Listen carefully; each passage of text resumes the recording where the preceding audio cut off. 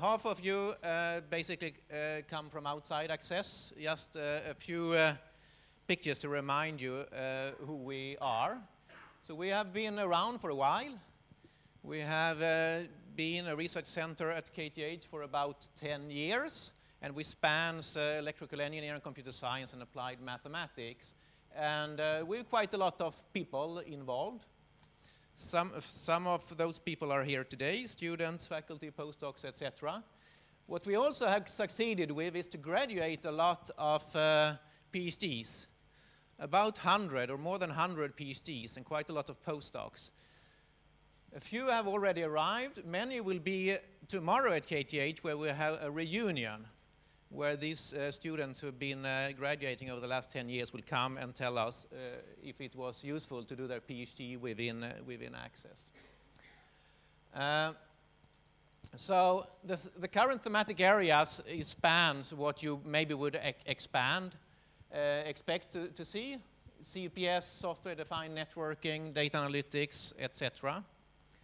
A lot of interactions, collaborations with industries in the area, industries in Sweden, other universities, and so on, all around the world.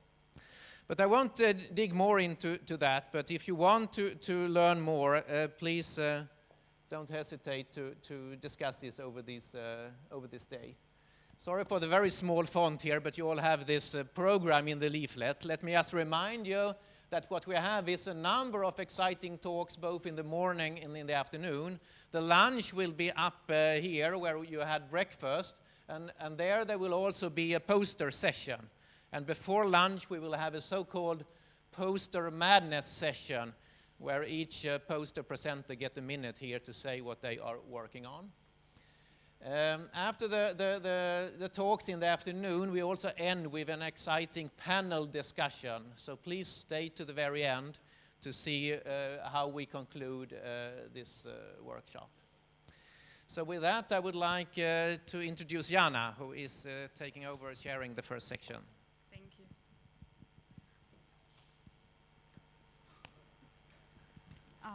Hi, everyone.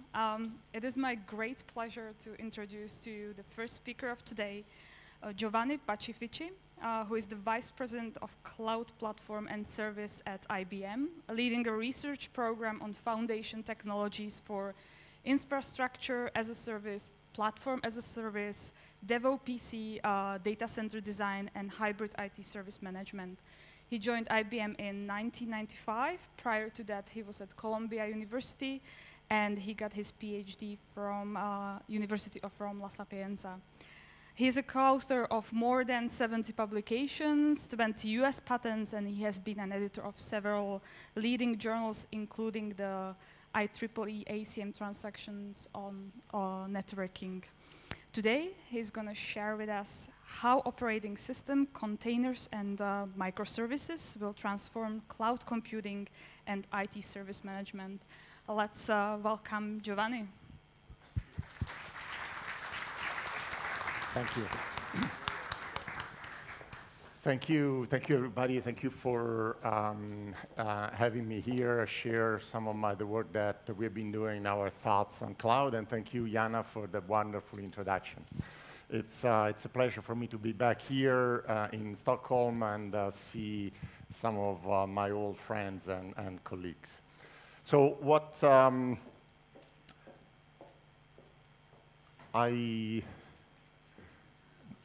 while we wait, so what I'll talk about today is just to give you a little bit of business context, what's happening from the cloud business, and then talk about what are some of the key technologies that I see in this space. And again, this, by the way, today I'm talking as Giovanni. These are my point of view, my opinion, and then it's not an official position of my company or my special division.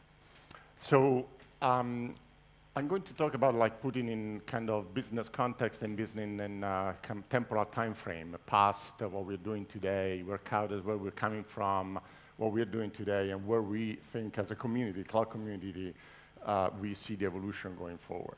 So cloud, when it started on the left side of this slide, I put it like cost. We started back in whatever, in the late 2000, whatever, 2007, 2009, we experimented on cloud, and there the focus was, okay, cloud is a way to do low-cost IT. Because of the elastic capacity property of cloud, and because of the large-scale data center that we were building, we said, well, we can drive the economy of scales, and therefore achieve deliver resources, cloud infrastructure resources, storage, compute, network, at a way lower cost that can be done by a lot of different data centers or distributed around the world. So that was low cost. And the other aspect of cloud at that point was we saw the emergence of big data. We had lots of data in the cloud, and this data was in spinning disk. And because of the elastic property, we saw the emergence of frameworks like Hadoop that were transforming the HPC, traditional HPC, or the world of HPC into big data. Says, how do we take advantage of this elastic property that a cloud has, and all the data in the cloud? That drove the evolution of things like Hadoop, that you think about doing HPC or high-performance computing, but done in an environment where you can take advantage of elastic property, and you have to take into account the availability or the non-availability characteristics of the compute and storage resources that you see in the cloud. So, so that drove, we went low-cost IT, Hadoop, and we also started to see the emergence of some concerns that we had for those type of clouds that were, well, you know, everything moves out there, or data moves out on my traditional data center, were security concerns. And cloud was viewed as something at that time as an experimental platforms. And in fact, we saw that most of the users of the cloud at that time were users that were okay with high risk. And in that case, we saw people doing experimentations, both the academias as well as startup world. So I know it's kind of a dangerous environment out there, and it's okay for things like startups with very little to lose. And cloud was mostly public cloud. That's what we saw at that time. Where we are today, the cloud is seen mostly as an environment where you can do very fast development, and the moniker that most people use is agility, is speed. I go to the cloud so I can start a new project, or I can move into new applications to capture the emergence of these digital opportunities by going to the cloud. Something that was taking months and even case years of development and planning into the traditional IT infrastructure is taking, by going to the cloud, I'm able to shorten the time cycle. So it's agility and speed. And people talk about system of engagements. So the reason I go to the cloud is mostly for mobile and IoT applications. They really have an element of interactions with users and users. So you go there to engage with, if you are an enterprise, you go there to engage with your customer, engage with your customers through this new mode of interaction that are through mobile or IT device. So that there, the name of the game is speed. So if you want to stay ahead of your competition, you have to move faster than your competition. And to move faster than your competition, you have to run to this agility. How do I develop something faster, put it out there in the market, and test what I have and get rapid feedback? And we saw the emergence of, just because of the nature of IoT and mobile, and also because the cost of memory came down, we saw the shift of the big data framework going from Hadoop to Spark, taking advantage of memory and driving the consumption of data through framework that can do these analytics at the faster time scale by using more memory and than spinning disk. And that was Spark came, whatever, in the past, is today exploding in terms of usage. and was developed, started, whatever, 3-4 years ago. And that means I can do my analytics faster, and I can have people talk about just-in-time analytics, and this is what you need for your system of engagements. We think about it today as good enough security, and we went from a public into a hybrid model, and we're beginning to see a lot of enterprises, big customers, jump into the cloud today. Where we are going, now if you've seen the major cloud provider today, they're doing some sort of AI on the cloud. Maybe we talk about my company, IBM, and Microsoft, Google, Amazon. I all view the cloud, they're big cloud company associated also with some sort of AI. Why? Because the new style of application, really, if you take the evolution from IoT and mobile world, we are going into application that deal more with perceptual data, ability to interact with the users about with speech, with natural language, with images, video, ability of application to understand the perceptual data. And in there is a huge amount of work right now is done into how do I build, what are the building blocks I need to use to support that kind of application. And we see the emergence of framework in the data world going from Spark into what we call deep learning. People call about deep learning, and then basically the foundation for these AI applications. One other thing I'll talk about is that how cloud will, we see them, the ability of cloud provider, this best-in-class security. Is not today, but in the next 3 to 5 years, I believe that application will be secure only if they are up in the cloud and not in traditional data centers. And we'll talk about multi-cloud. What I see is that customers beginning to source their consumption for multiple providers rather than one single source provider, and that also will driving the need for enterprise to put up the same application in multiple cloud, as well as consume resources from multiple cloud. And I also put a label that says essential, that if you're a company, a large enterprise, if you are not using cloud for agility and speed, if you're not using cloud for your development of these cognitive capabilities, you're going to be left behind, and that's a must-have.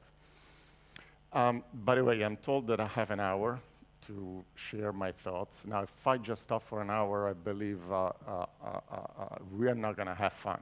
So I invite you to interrupt me with questions anytime, so we make this a little bit more interactive. I guarantee it's going to be more interesting for you and also more fun for me. So feel free to interrupt me anytime. So here, what I listed is that what are, I believe, are some of the key technologies that drive those trends on agility and speed. What are the foundation technology for agility and speed, and what are foundation technology for where we're going in the cloud around this cognitive space. And I'm going to talk about the next generation cloud platform. Talk about how we're going from virtual machine to this new world of containers. Talk about what's happening in the DevOps space. What are the key from the technology for that thing.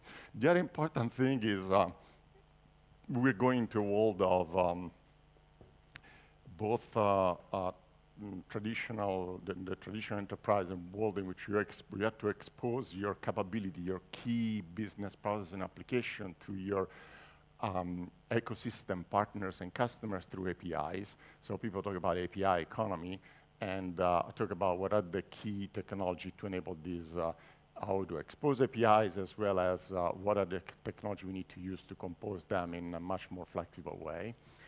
And then there is this emergence of, because of the large amount of data, we're going from a world in which the first principle world in which scientists develop models based on understanding of properties of systems, to scientists that don't develop models, but extract these models from the built system. They know they learn how to build this model out of the existing data. And this is what machine learning, deep learning is all about. And I'll tell you why this is, it's introduced, it's really, it's a big revolution. I myself trained in school as a first principle type of person, in which I strongly believed in modeling and in theories like Markov chains, and that this world is turning that upside down. I'll show you why. Okay. So first big trend, how many of you are familiar with the containers technology like Docker? So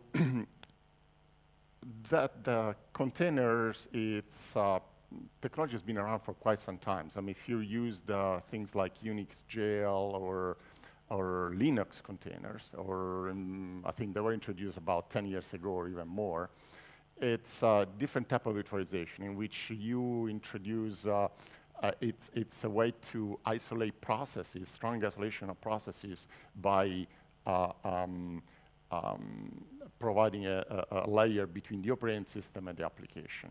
So while hypervisors, traditional hypervisors provide virtualization by pretending to be a physical machine, and then you install an operating system on an hypervisor.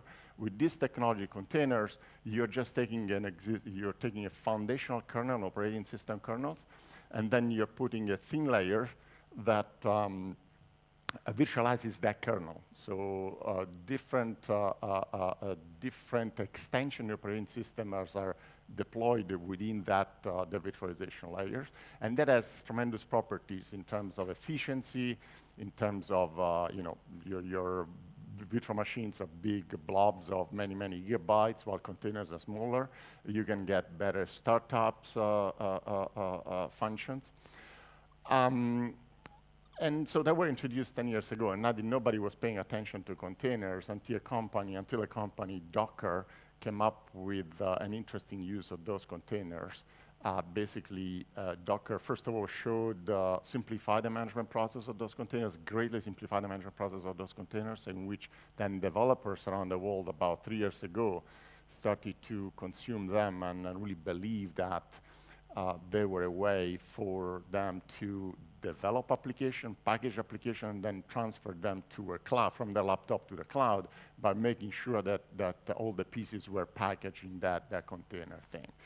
And what Docker did is basically introduce an interesting way, an interesting technology to do a dependency, strict dependency checking and the packaging of your the application pieces. So they come up with this concept of Docker build that really lets the application developer specify what are the pieces that the application needs, and that technology really guarantees that once you specify, you produce a container, you know how to rebuild that thing and move that thing in any other environment, assuming some making a very small assumption on the kernel. Now, so they started as efficiency, but now containers are viewed as the key for portability. And if you are a developer that is wants to make sure that I can go fast from my laptop or test environment, integration environment, and production environment, containers are the way to go. That's what really moves your application through different stages in a fast, reliable manner. And it started moving from laptop to the cloud. Now is also, from different types of cloud, from different regions of your cloud, different availability zones. So the portability is key. The other interesting aspects of container, I'll talk about later a little bit, is people are using it as immutable components. In the past,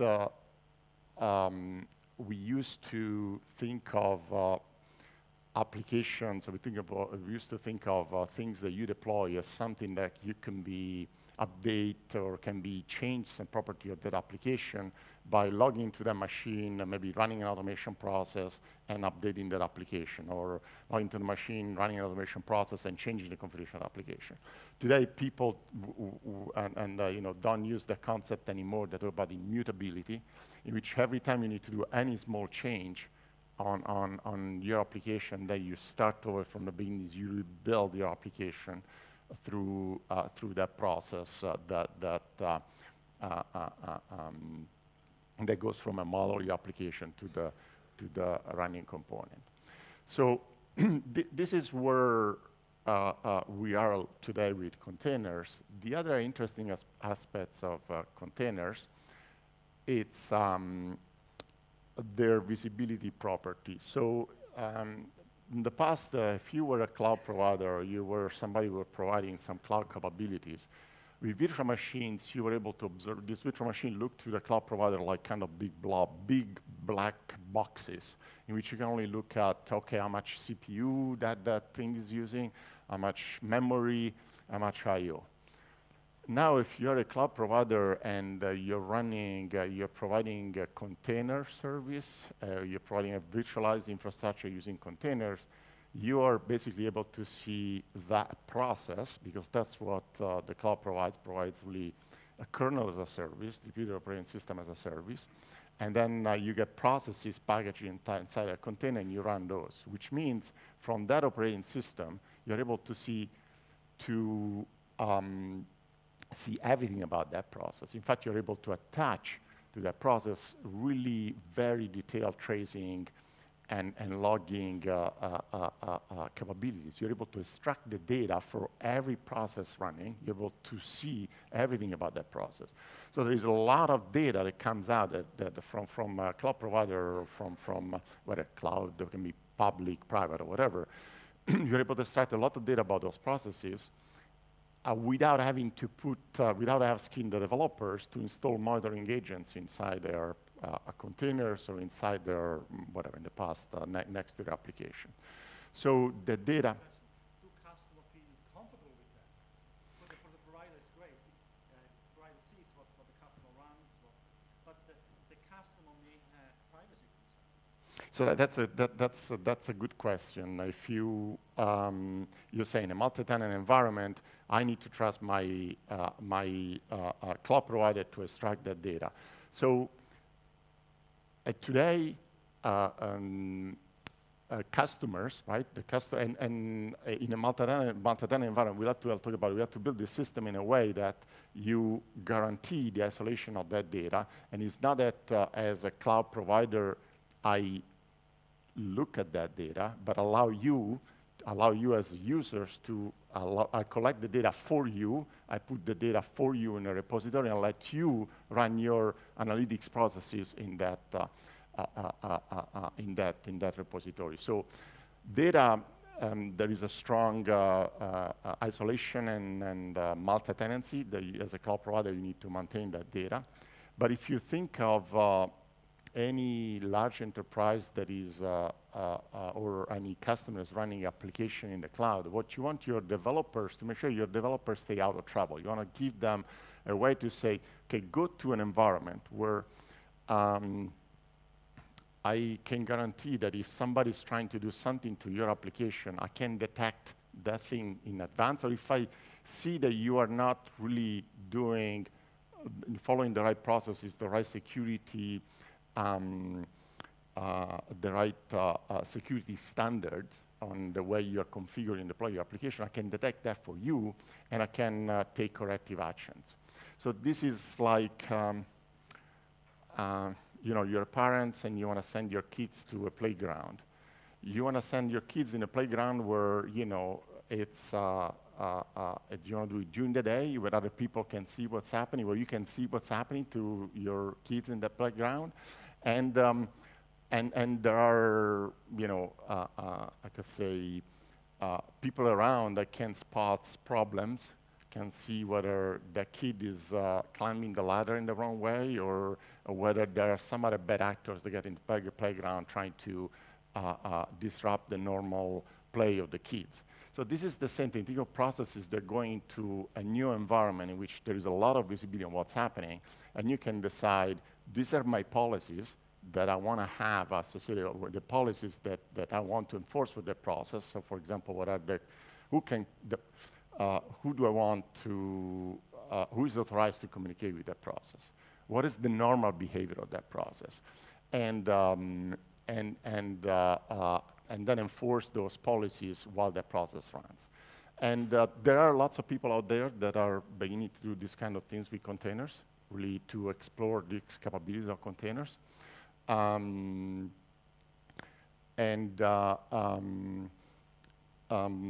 Systems like the Docker company themselves, as something is called Nautilus, and IBM, and now Amazon are beginning to have developed systems like that. And I think from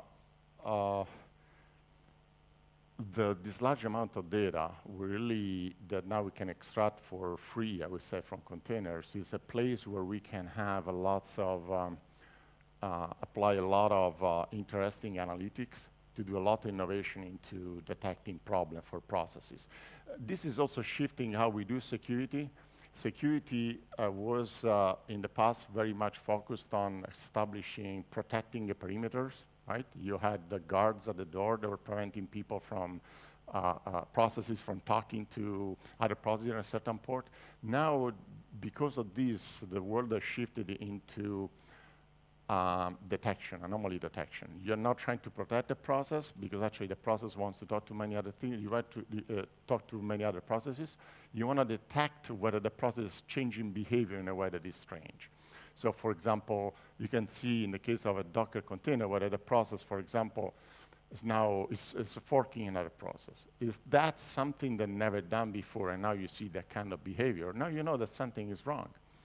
And you can quarantine that process. Or if the process never talked through an IRC chat channel to open a port to talk to outside of your environment through a protocol that was not used before, that you flag that thing.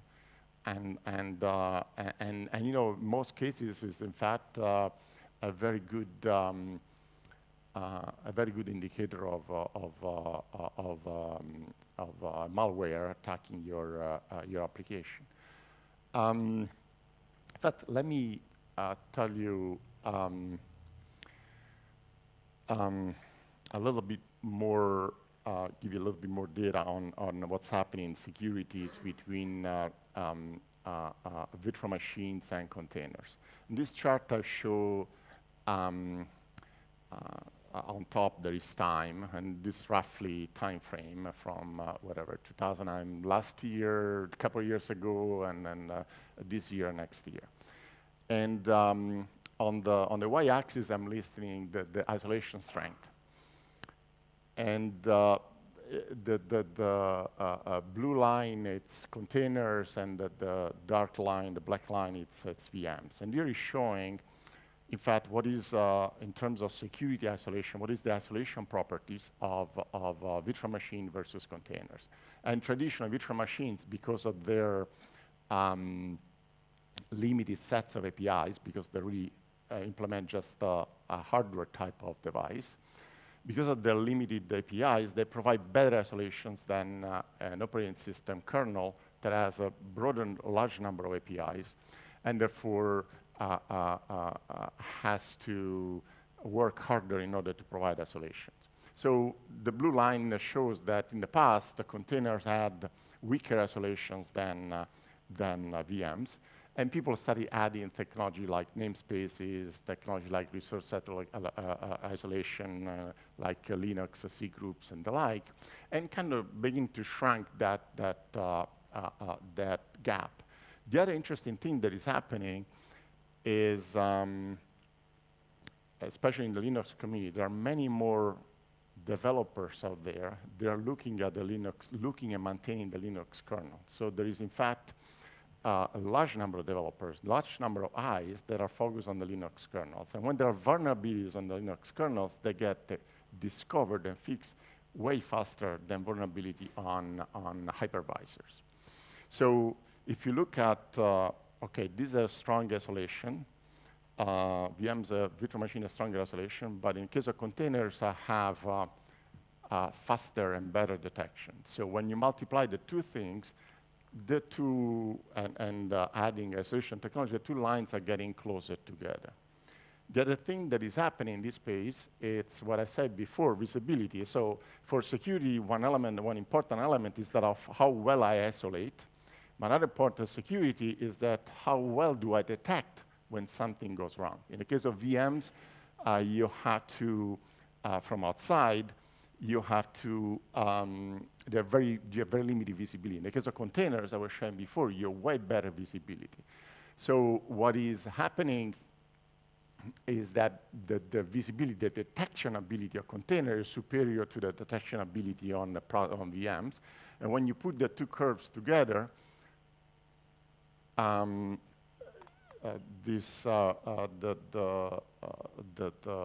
container communities believes that sometimes, whatever, I don't know if at the end of this year or next year, we will be able to provide the better security with things like containers than VMs. And there are the details here that I didn't talk about, but one important aspect of security is compliance. Meaning be able to follow regulations like PCI and HIPAA that says if you're developing application that use credit card or personal identifier information or medical records, you have to follow some laws on how you develop your application, how you configure your application, how you deploy your applications. And lots of companies that, lots of money gets spent today in order to do the compliance things.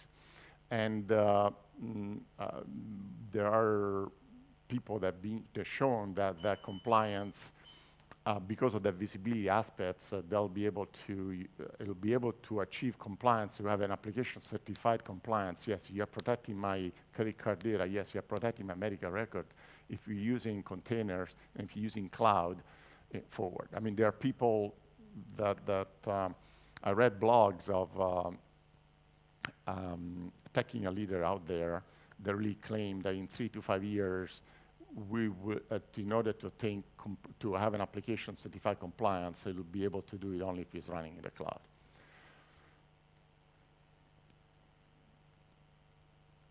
So let me talk about DevOps and what DevOps means. It's in the past when you really try to push agility and speed, our traditional approach with IT, in the past we used to create these big monolithic applications that were 1 million lines of code plus, and every time we were trying to update this application, that really meant do lots and lots of work. That meant really having to long cycles to test that update, and long cycles also to deploy the update. And usually, that update requires to take down the application, the system for a weekend, just because of the size of taking the entire application functionality down. What people understood around 3-5 years ago, actually now, says, well, the way to go about it is that break this application into separate upgradable components, and people talk about microservice. So break up that application, and there's a specific way to do that thing I'll talk about later. The other thing is introduce automation. Every step on the process, build, deploy, update, and roll forward or backwards, it has to be an automated process, no human intervention. People talk about build pipeline. The other one, I talk about the containers, the fact that you have to be model-driven, immutable. And the last aspect is once you go to this process of building, deploying the application, updating the application, you have to look at collecting data, understand what works and what doesn't work, and make the decisions of, can I go forward or do I want to roll back in my update? Or also, is the new version of the application really delivering better performance, better customer satisfaction? So there's a lot of data gets collected in order to, in that process. Let me talk about microservices for a little bit here. So on the left, this traditional application that has these, say, three main functional components. Each of the component relies on a piece of data. It usually was on a huge big, that in the past we put this big database in the sky, right? We could talk about data normalization, meaning all the data, it's in a giant database and all application use that data in that giant database. Which means that if you need to update something, you have two different entities that need to update it at the same time, the application as well as the structure of your table in the database. And you have two different administrators, two different developer groups, and two different teams responsible, one for the application, the other for the data. What the microservices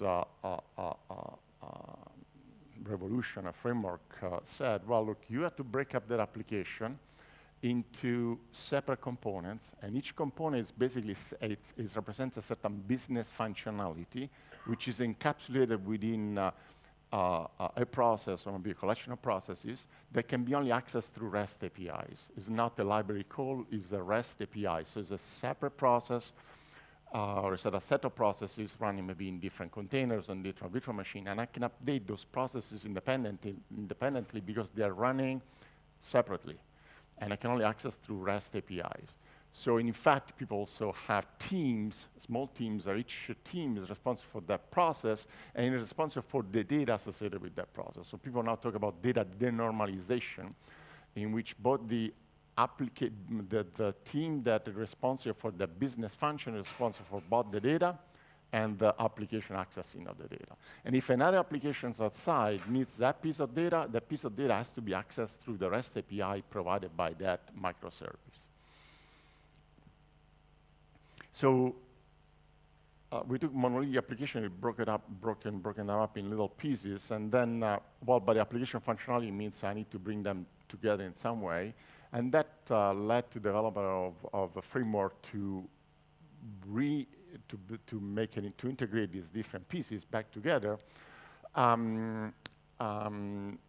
as understanding that these pieces are provided by encapsulated behind different REST APIs. And people talk about things like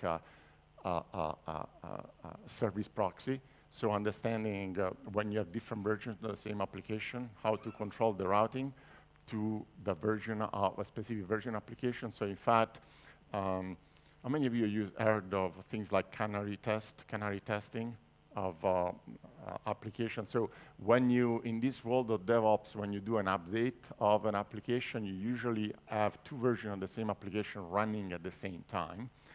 And then you start throttling, adjusting the traffic from the old version to the new version at the same time, and you watch the new application behaves, and then you decide at that point, do I go forward or do I go back? Do I abort the deployment? And this is called canary testing, and technology like service proxies and deployment control that lets developer understand exactly how do I control the traffic to the different versions. By the way, one important thing that DevOps is making changes again in smaller chunks. Developers are trained to, when there is an update of when you want to build new functionalities into an application, you do that by adding those capabilities, by changing your application a little bit at a time. It may take, in fact, you may deploy your application, push your application to production many times before you turn on a new feature, just because you want to see, by making small changes, number one, you reduce the risk of introducing a bug, because a bug is a function of number of lines of code you change. So by making small changes and testing in production, you get immediate feedback whether I'm going the right direction or not. It's easier to roll back.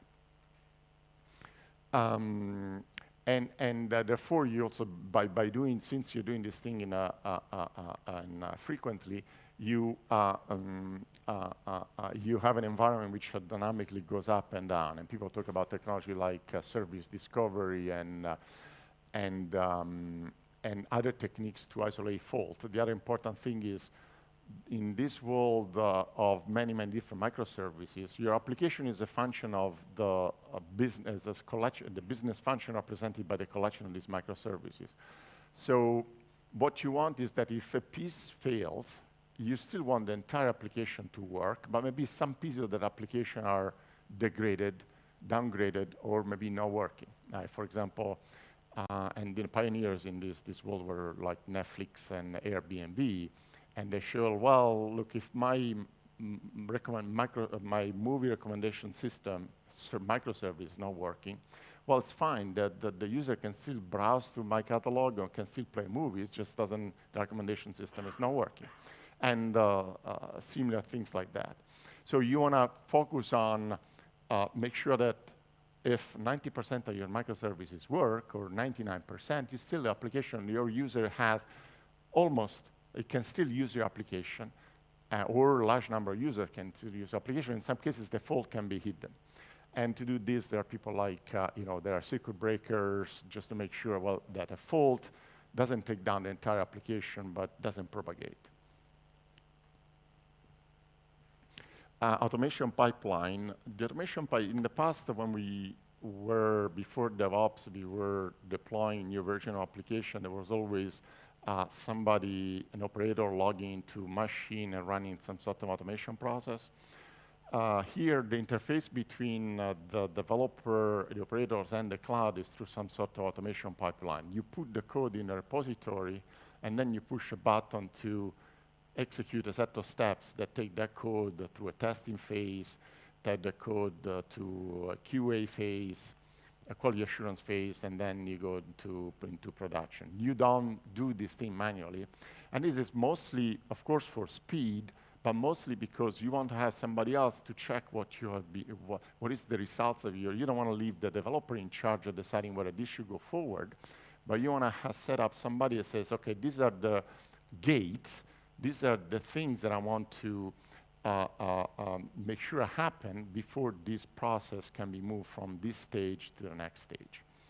And the gates are controlled by traditional ops team that uses those gates to enforce things like what are the architectural standards of in my company that the developers need to satisfy before that thing gets deployed into production. So here, for example, you can check for configuration, you can check for whether the developer has produced all the test cases that is expected for the new function. You also check how big is the change, how many lines of code the developer has modified from the previous version to this version. And if you see there is a big change, you may flag that as a risk, and then you may want to run additional tests in order to make sure that that thing can proceed safely to production.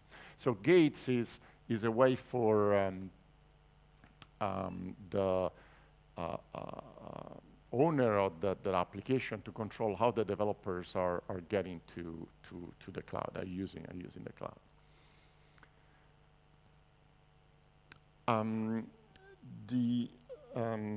When people talk about DevOps, also you may hear the word of two-speed IT. The fact that cloud is, DevOps is usually associated with cloud, but it's extending from the cloud environment to the more traditional IT environment. And this is because if you think about it, you're developing a new application in the cloud, like you have a mobile application that you use to do whatever, airline check-in, right? The one I'm going to use on Wednesday. That application runs, the mobile app backend runs in the cloud, but that mobile backend needs to talk back into some sort of CRM process that has the customer data back in my traditional IT environment. I didn't move that data to the cloud. So, but when I update the application, I need to update whatever runs in the cloud as well, my piece into my traditional data center. So when I do release management, when I do problem determination, these IT processes usually understood as processes that span what's in the cloud and as well as in my traditional data center. And people talk about two-speed IT because those two processes run at two different speeds depending on where you are. If much faster, more granular changes up in the cloud and more traditional way in your IT environment. I mentioned API economy, so the other big change that is happening driven by the cloud is the fact that in the past, an enterprise had lots of data processes that were locked down into behind the walls of the enterprise. And now it's understood if you want to play in this new digital economy, you have to open your processing capabilities to your, expose it to your application running in the cloud, as well as expose them to your partners, create a partners ecosystem. In fact, the companies that are thriving out there, companies that are able to create a partner ecosystems around their key capabilities, key processes that are traditionally in their backyards. So API economies means opening this stuff, inviting your customers to come in, and partners to come in and use what you have, and in this space, we talk about, I think, 4 main areas of I think, innovations, research, work, is around, first of all, API analytics. How do I help the developer that are exposing APIs help, okay, given the code that I have in my enterprise, how do I get from expose these kind of more legacy codes into, how do I open it up and break it up in a way that can be accessed from outside? How do I create, people talk about beautiful APIs or consumable APIs. There's lots of analytics happens in that area. The other one is API management. Once I expose this stuff, how do I make sure that only who has access to this thing, I can control who has access to this stuff, who, what, and when. Also, I can provide some sort of throttling, buffering, because there's a lot of stuff that comes from the cloud. Lots of people that do reload. The other thing from the once you have the APIs in some sort of catalog, how do I help the developers that's trying to use the APIs discover which one they want to use, right? How do I create, people talk about API discovery, the equivalent of a search engine, but for APIs, right? How do I crawl the APIs that are available out there and help people find what they need, and also find the needs that the things that go well together. You know, there are lots of different standards that people use when they create APIs, maybe different way to represent the data. You can use JSON, XML, or whatever, and the different ways that you can do authentication, right? And once you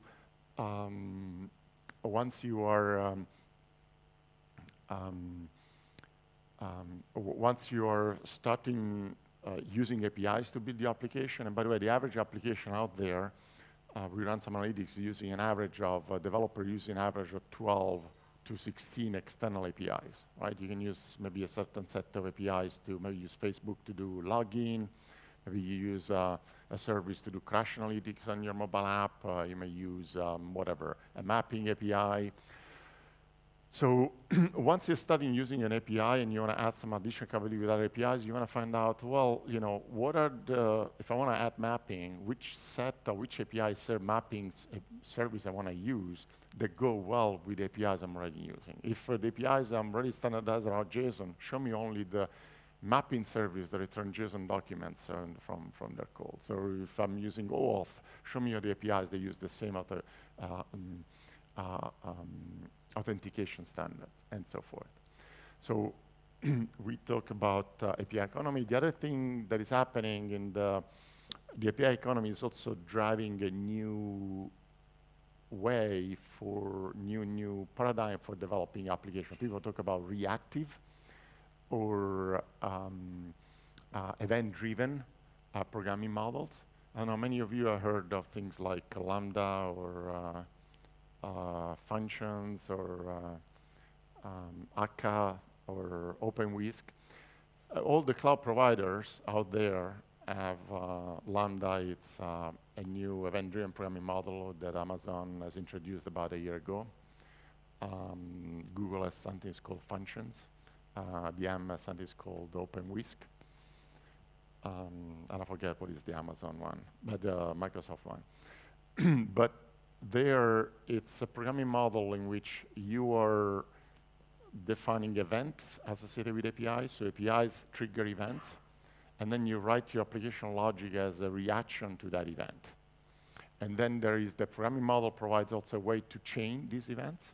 So your application really becomes, for those of you that are familiar with the traditional workflows, your application really becomes event, I do something, event, I do something. And rather than, okay, let me listen to an API call and do something. And this started, one started with again, with big data, people that were, the first usage that I've seen is when every time there was a new object added to an object store, I want to write a piece of application that, for example, check whether the object is an image and then provides different reformat that image under different compression models depending on preparing it for different devices consumption. Today is used very more extensively for lots of mobile applications. If you're thinking about your mobile app, when you're a mobile developer, your back end is all about, I'm receiving an event from the mobile application. It's a geofencing event, or the user has clicked on something. The mobile app sends an event asynchronously to the cloud, and then wait for something from a response. So your cloud logic is all about, there is some events happening in the device, or some event from outside, and I want to react to that event. I look at that event, I do something, and I send it back to the device. So this is just starting now, but if you are in doing research in programming models, runtimes, that is the way to go in the future. So last sections of this presentation, I want to talk about what's happening in the world of AI and cognitive. So there is because of big data, so now we have access to a lot of data, and this is data also that is not just the traditional structured data. There is a lot of perceptual data out there, and this data is also tagged in some way. Like if you have an image, you have lots of images are tagged. Okay, somebody said this image contains, there's a dog in this image, or a cat, or this image is about, there's a kitchen, or there's a boat, or a lake, or this image is an X-ray and of a hand, and the hand has the left finger broken. There's lots of this data, and in the past, people have been using machine learning techniques to extract models of this data. So if this data is training data, so data that is being labeled, machine learning has been used in the past to do classification and says, okay, if I look at this data, I can tell you automatically whether this data, this specific data has features such as, whatever, broken hand or fingers or whatever, some medical things or whatever, some tagging about a video containing boats or kitchens or the like. So these techniques, the techniques applying to extracting models out of training data has been around for a while. But what happened in the last, say, 5 years or more, there have been two main advances. Number one, okay, the huge amount of data that we have way more data that we can use to train our systems. And number two, the introduction, the use of GPUs to really speed up the computation of these, train these models. And the speed is also 2 orders or 3 orders of magnitude. There's been some advances also in the machine learning algorithm. So when you put the 3 things together, right now we can extract models out of this data in a way we couldn't do 5 years ago, 5 to 10 years ago. This has been a revolution in the last 5 years, that in terms of advances in the machine learning as well as advances in the computation, mostly driven by GPUs for these processes. And this is just an example that, you know, to give you an idea. This is what shows for the last, whatever, 20, 30 years, what as a research or scientific community, the advances that we made in word recognition, right? This chart shows, as a community, what happened to the word recognition, word error rate over time. And we started in the 90s, and the language and speech recognition community has used technologies like hidden Markov models that were really modeling how trying to model how speech works and extract words using a model and first principle techniques. And if you look at that curve, we went from whatever, when they started the first experiments, 50% error rate, to whatever, around 2010, we're very close to whatever, 18% or something like that. And then we're using first principle techniques. Then around, 4 or 5 years ago, people switched to using more and more of these deep learning techniques, or these neural networks type of techniques came to fruition, and people use deep learning GPUs. And then that curve shows what happened to the word error rate. Went down at a much faster rate. So that community was able to make advances in word recognition that were an acceleration, dramatic acceleration from what that community could do 5 years before, right? So now we are down, as that community says, that we can do the word error rate went down to 8%, and the human, it's about 4%. This is when it's done over a phone. So machine learning or cognitive application will be able to have building blocks that can, APIs that will be able to go from speech to text on natural language or images at very close to what human can do on perceptual data. So this is happening. And this also is driving the evolution of what is really behind these things. There is a lot of machine learning, deep learning, a lot of neural networks. Then again, traditional technology, but is coming to age because of the advances in computing and advances in some of the algorithms. And we see also the emergence of this new platform, this big data platform that people talk about, deep learning. And this, if you look at these platforms out there today, there are different, they're mostly libraries to do machine learning, like Caffe, Tiano, Torch. There are things like if you're a big data or perceptual data type of a developer trying to develop new models, you use these frameworks. But these frameworks are hard to use. They're really mostly libraries. And as a community, what we see is the emergence of people working towards an evolution of Spark, or maybe a new model of Spark that would allow people to develop these deep learning applications, or do this deep learning type of model development taking advantage of elastic property of the cloud, also take advantage of different programming models that the cloud, different programming models that the cloud may provide. So there'll be watch for a unification of these models going forward, and watch for the evolution of a new programming model, really again to do consumability, to take advantage of elastic property of the cloud, and to go faster. If we do, the other interesting thing that this thing is driving, and it's a dramatic new redefinition of what data centers and what systems look like. How many of you have heard of Big Sur, what Facebook has been?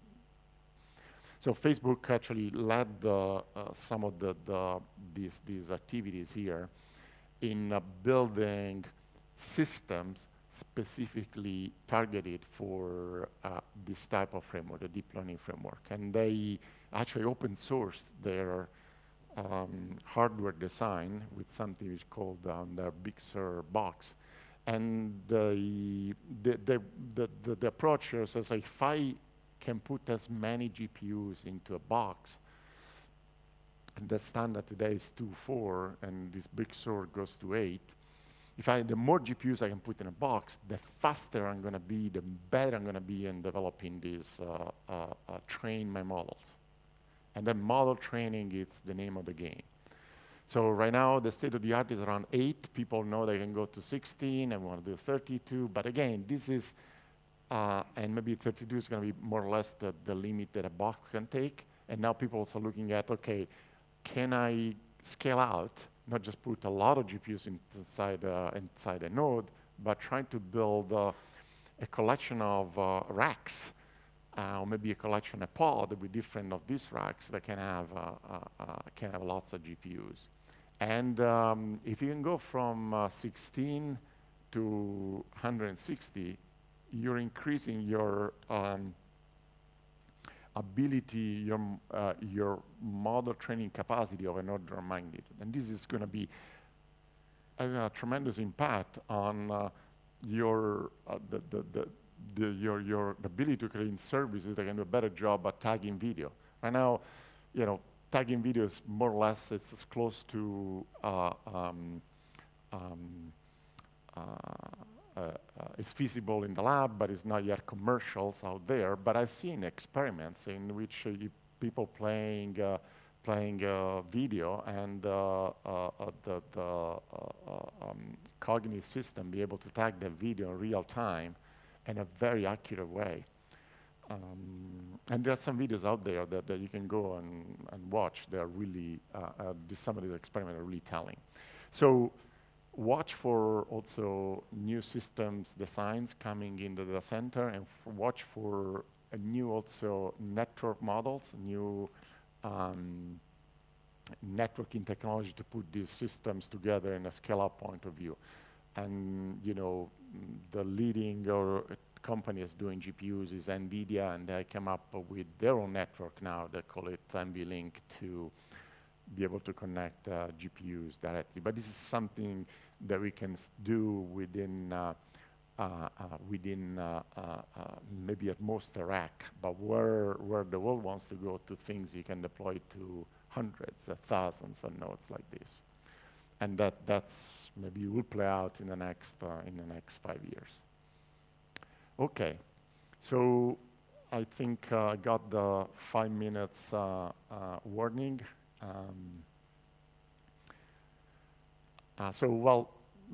Thank you for your patience and for listening to, I hope not too long-winded presentation here, but I want to leave you with really 4 things that I think are important for people using the cloud, right? And problems that we need to put as a community, we need to keep pushing on. How do push agility and speed? That's what I do today. How do I push the security of the cloud to new, how do I help customer build secure application in the cloud or everywhere, anywhere? And the new world out there, or the cognitive applications or AI components, that is you'll see more and more of these services happening in the cloud, because of they can only be, those building blocks those services are going to be available only there. So if you want to develop applications that are they use this capability, you'll have to go to the cloud. And the cognitive apps and solutions will drive the evolution of these frameworks that I talked about, are the deep learning ones. Thank you.